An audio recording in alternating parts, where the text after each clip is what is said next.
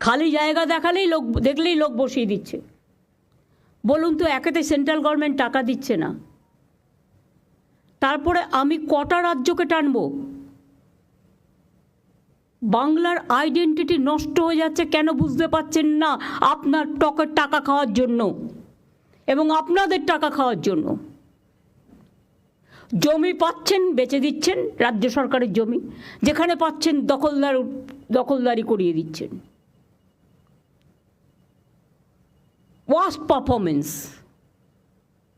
মিউনিসিপ্যালিটিগুলোর। কেন তৈরি করা হয়েছিল আমি জানি না। সবাই বলে মিউনিসিপ্যালিটি করে দিন, লাভটা কি? জনগণ যদি পরিষেবা না পায়। হাওড়াতে কেন এখনও কনজারভেন্সির কোনো সিস্টেম নেই? কেন নেই? আমি আরবান ডিপার্টমেন্টের মেয়রকে জিজ্ঞেস করব। আমি উত্তর এখন চাই না, পয়েন্টগুলো নোট করে নিন।